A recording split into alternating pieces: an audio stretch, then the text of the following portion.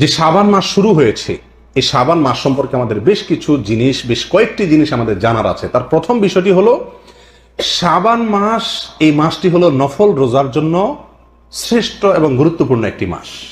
এই শাবান মাসে নবী সাল্লাল্লাহু আলাইহি সাল্লামের জীবনে সবচাইতে বেশি নফল রোজা রাখতেন। সহিহ বুখারীতে আসছে এবং মুসলিমে আসছে, আম্মা জান আয়েশা রাদিয়াল্লাহু তাআলা আনহা বলেছেন, মা রাআইতু রাসূলুল্লাহ সাল্লাল্লাহু আলাইহি ওয়াসাল্লাম ইসতাকমালা সিয়ামা শাহরিন কাত্তু ইল্লা রমাদান। আমি নবী সাল্লাল্লাহু আলাইহি সাল্লামকে গোটা মাসের 30 দিন পুরা রোজা রেখেছেন, এটা কখনোই দেখি নাই রমজান ছাড়া। অর্থাৎ গোটা মাস রোজা রেখেছেন, এটা শুধুমাত্র কখন হয়েছে? রমজানে হয়েছে। ওয়ামা রাআইতুহু ফি শাহরিন আকসারা মিনহু সিয়ামান ফি শাবান। আর শাবানের চাইতে বেশি নফল রোজা রাখতে অন্য কোন মাসে আমি ওনাকে দেখি নাই। এটা কে বলেছেন? নবী সাল্লাল্লাহু আলাইহি সাল্লামের সহধর্মিনী, তার স্ত্রী, কাছে থেকে যিনি দেখেছেন, সে আয়েশা রাদিয়াল্লাহু তাআলা আনহা। প্রিয় ভাইয়েরা, এই হাদিস থেকে বোঝা গেল শাবান মাসে একজন মুমিনের জন্য নবী সাল্লাল্লাহু আলাইহি সাল্লামের আদর্শ, নবী সাল্লাল্লাহু আলাইহি সাল্লামের সুন্নাহ হলো বেশি বেশি কি করা? রোজা রাখা। বেশি তো দূরের কথা, আমাদের সমাজের বেশিরভাগ লোকদের অবস্থা হলো যে আমরা শাবান মাস উপলক্ষে 2-5টা রোজা রাখাও আমাদের তৌফিকে হয় না। ঠিক না ঠিক?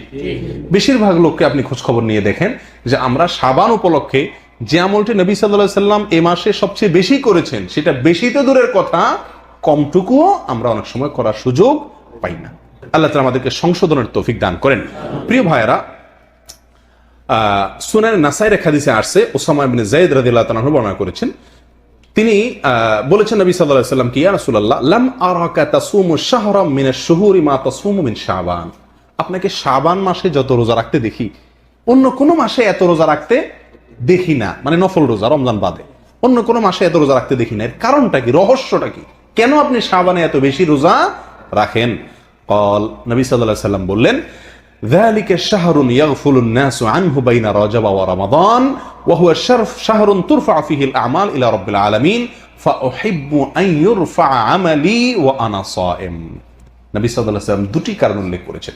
শাবান মাসে বেশি বেশি নফল সিয়াম রাখার কয়টি কারণ উল্লেখ করা হয়েছে? দুটি কারণ উল্লেখ করা হয়েছে। নাম্বার 1, তিনি বলেন এই শাবান মাসটি এমন একটি মাস যে মাসে মানুষ গাফেল থাকে। কি থাকে ভাই? গাফেল থাকে, উদাসীন থাকে, অবহেলা করে কাটিয়ে দেয়, গুরুত্ব দেয় না আমলের ব্যাপারে এই মাসে। কেন? কারণ শাবানের আগের মাসটি হলো রজব মাস, যেটি সম্মানিত 4টি মাসের একটি। সম্মানিত মাস হওয়ার কারণে ওই মাসের মানুষ কেয়ার নেয় ইবাদতের ব্যাপারে, আমলের ব্যাপারে। আবার শাবানের পরবর্তী মাসটি আসছে যেটি, সেটি কি? রমজান মাস। এটি সকল মাসের সেরা মাস। ওই মাসে তো আলহামদুলিল্লাহ সব মুমিনরাই কম বেশ নেক আমল করার ব্যাপারে যত্নশীল থাকে, কি থাকে না?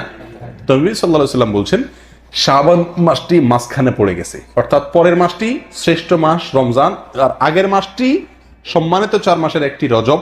মাঝখানে এই মাসটিতে মানুষ এক ধরনের অবহেলায় কাটিয়ে দেয়।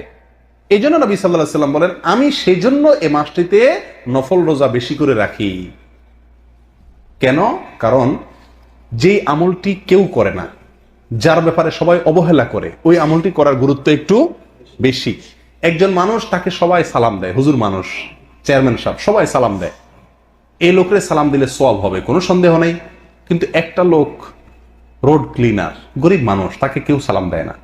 এই লোকটাকে যদি আপনি গিয়ে সালাম দেন এই নিয়তে, এই উদ্দেশ্যে যে এই লোকটাকে কেউ সালাম দেয় না, আমি এখানে সালাম প্রতিষ্ঠিত করব, এখানে সালামকে আমি প্রচারিত করব, জিন্দা করব, তাহলে ইনশাআল্লাহ আপনি অতিরিক্ত সওয়াব পাবেন।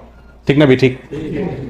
একটা লোক তাকে সবাই দান করতেছে, তার অনেক হয়ে গেছে আলহামদুলিল্লাহ, আরেকজন তাকে কেউ দিচ্ছে না, আপনি খোঁজ নিয়ে সেই লোকটাকে দিলেন, সওয়াব বেশি হবে না?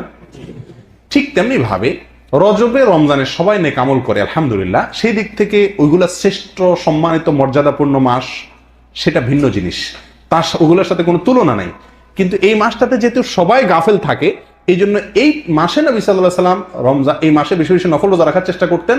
কারণ সবাই যখন অবহেলা করে, ওই টাইমে তিনি গুরুত্ব দিয়ে আল্লাহ সুবহানাহু ওয়া তাআলার নৈকট্য অর্জন করার কি করতেন?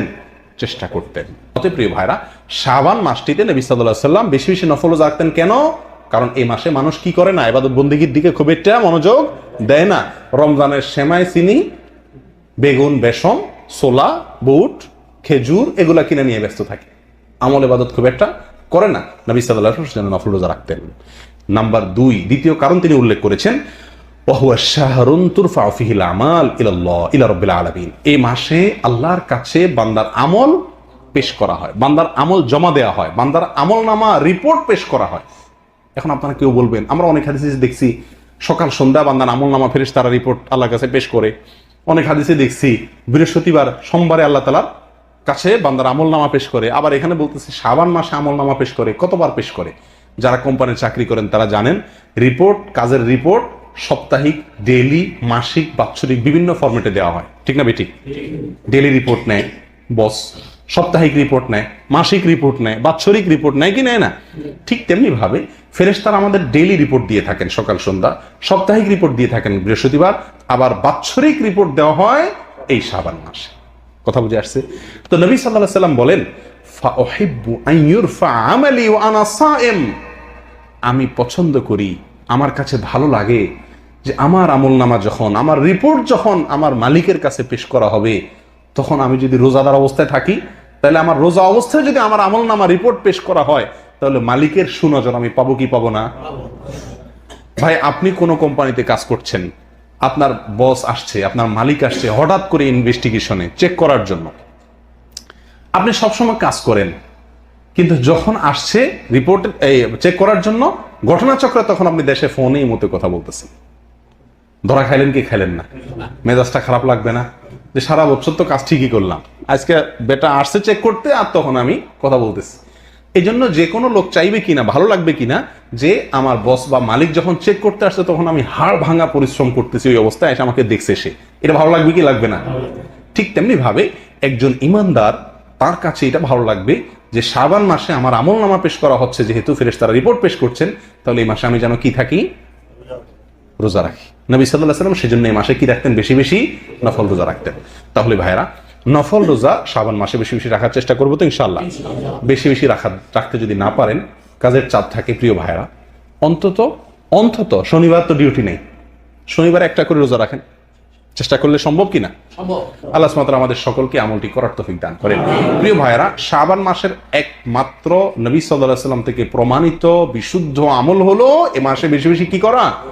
নফল রোজা রাখা। অথচ এই বিষয়ে আমাদের সমাজে আলোচনা নেই বললেই চলে, আমলও নাই, আলোচনাও নেই। আল্লাহ তাআলা মাফ করেন আমাদেরকে। তবে শাবানের শেষের দিকে রোজা রাখা নিষেধ আসছে হাদিসে, শেষের দিকে। কথা বুঝে আসছে? শেষের দিনগুলোতে রোজা রাখার চাইতে শুরুর দিনগুলোতে, এখন থেকে এই সময়গুলোতে রোজা রাখার গুরুত্ব অনেক বেশি। আল্লাহ তাআলা আমাদের সকলকে তৌফিক দান করেন। প্রিয় ভাইরা, শাবান মাসে কেন নফল রোজা আমরা রাখবো বেশি? এর রহস্য কি? এর কারণ কি? দুটি কারণ তো উল্লেখ করলাম হাদিসের আলোকে। এর বাইরে আরো কিছু উপকারিতা, শাবান মাসের এই নফল সিয়াম রাখার কিছু উপকারিতা উলামা ইকরাম, মুহাদ্দিসিন ইকরাম উল্লেখ করেছেন। তার একটি হলো, এটি হলো অনুশীলন। আমরা গুরুত্বপূর্ণ কোনো কাজ করার আগে একটু রিহার্সেল করি না? প্রস্তুতি নেই না? যে আমাকে মূল চূড়ান্ত পর্ব শুরু করার আগে নিজে একটু প্রস্তুতি নিয়ে নেই, যাতে চূড়ান্ত পর্বে আমার কি না হয়, অসুবিধা না হয়। ঠিক তেমনি ভাবে রমজানের একটি মাস, সিয়াম সাধনার মাস আসছে। 30টি দিন আমাকে সিয়াম পালন করে জান্নাতের স্পেশাল গেট দিয়ে প্রবেশের অধিকার আমাকে আদায় করতে হবে, টিকিট নিতে হবে, ঠিক না? তো সেজন্য এই শাবান মাসে কিছু কিছু নফল সিয়াম রাখলে, কিছু কিছু নফল রোজা রাখলে কি হবে? আমার রোজার একটা অভ্যাস তৈরি হবে। তখন রমজানে গিয়ে আমি রোজা রাখতে কি হবে? সহজ হবে, ঠিক না বেঠিক? হঠাৎ করে রমজানে রোজা রাখতে গিয়ে আমার কষ্ট হতে পারে, না রাখতে পারি। সেজন্য এই মাসে রোজা রাখলে একটা প্রস্তুতি হয়ে যায়।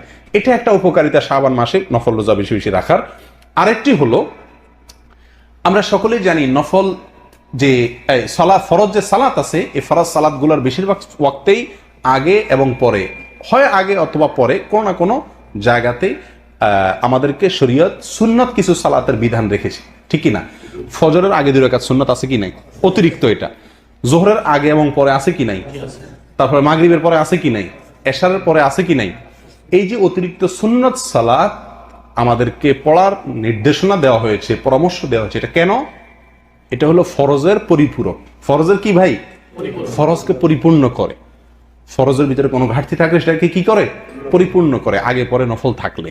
ঠিক তেমনি ভাবে অনেক মুহাদ্দিসিন ইকরাম, অনেক উলামা ইকরাম বলেন, রমজানের মূল ফরজ যে সিয়াম, তার আগে এই শাবানের কিছু নফল সিয়াম, আর তারপরে শাওয়ালের 6টা সিয়াম বা রোজা, এটা হলো আমার এই রমজানের রোজাকে পরিপূর্ণ করার জন্য অনেক বেশি সহায়ক, অনেক বেশি উপযোগী। কথা বুঝে আসছে ভাই?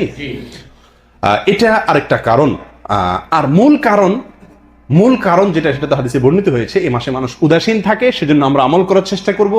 এই মাসে আল্লাহ সুবহানাহু ওয়া তাআলার কাছে আমার আমলনামা পেশ করা হয়, সেজন্য আমি রোজা রাখবো, যাতে রোজা অবস্থাতে আমার আমলনামা পেশ করা হয়।